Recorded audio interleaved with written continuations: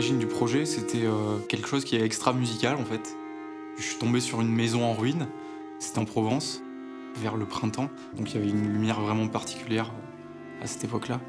Et donc, c'est la corrélation de tous ces éléments qui m'ont fait me sentir prêt à peut-être vouloir m'exprimer et faire ressortir ça dans la musique, ce qui n'est pas facile du tout, mais essayer de faire ressortir les émotions que j'ai ressenties à ce moment-là.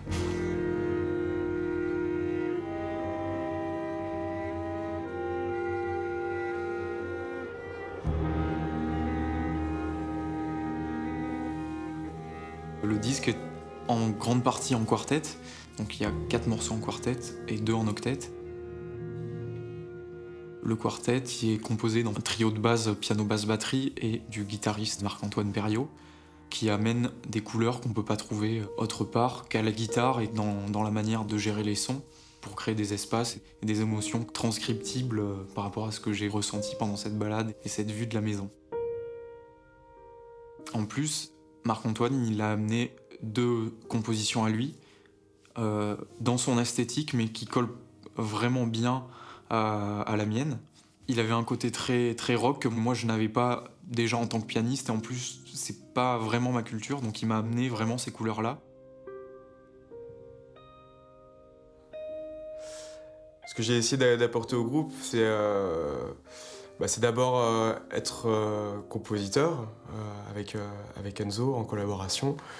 C'est ce rôle de coloriste que Enzo voulait de moi et puis que j'ai cherché à apporter parce que finalement cette musique-là c'est une musique de description puis c'est une musique très élémentaire qui est en lien beaucoup avec la nature, donc j'ai préféré mettre du sens énormément dans les textures plus que aussi dans le vocabulaire au sens traditionnel du jazz qu'on peut avoir, c'est-à-dire dans la phrase, dans le jeu.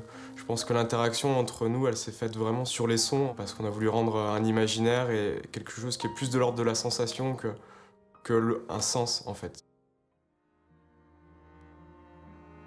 J'ai voulu faire un espèce de duel entre le quartet de jazz et le quatuor un petit peu hybride. Une instrumentation qui est un peu étrange, un peu inhabituelle. Moi, je trouve que c'est bien parce que ça donne moyen en fait de rendre vraiment l'imaginaire. On se dit bon là on a les moyens d'être généreux, d'avoir beaucoup de sons, de faire quelque chose de très lyrique et puis justement de pouvoir prendre le temps, de mettre de l'espace dans la musique parce qu'on sait que dans tous les cas, derrière il y a des gens qui jouent très très bien et puis qui ont ce sens-là de créer de la masse et de la texture.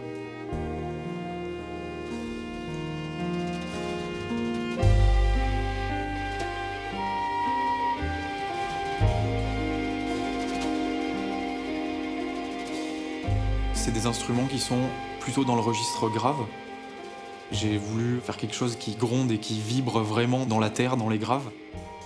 Je voulais que ça sonne comme un gros ensemble entre la musique de chambre, la musique contemporaine et le jazz. Il y a aussi pour moi quelque chose qui me touche vraiment et je pense sur quelque chose sur lequel on s'est réunis, c'est vraiment toute la première partie du XXe siècle en fait, dans les compositeurs français comme Honegger, Georges Auric, Poulenc, même Roussel, des gens qui sont plus ou moins connus par le grand public, mais en tout cas qui ont un regard très fort, je trouve, sur la nature, sur la poésie et sur l'environnement. Et c'est quelque chose qu'on relie assez vite aussi aux symbolistes et par extension à la musique plus médiévale et traditionnelle. L'enregistrement, ça s'est passé vraiment en live, parce que je trouve que en tant que musicien de jazz et en tant qu'improvisateur, on doit garder cette fraîcheur dans l'acte de jouer.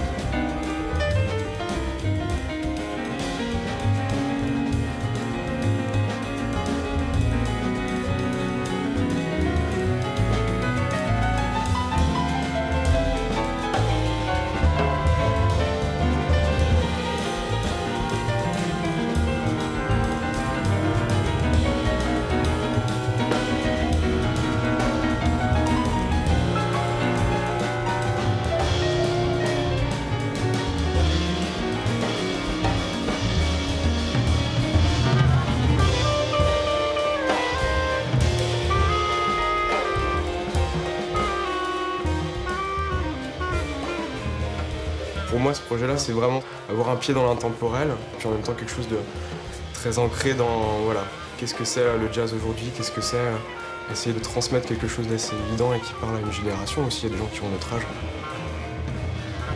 Enzo, il parlait d'émotion, je pense que c'est un peu le but, quoi.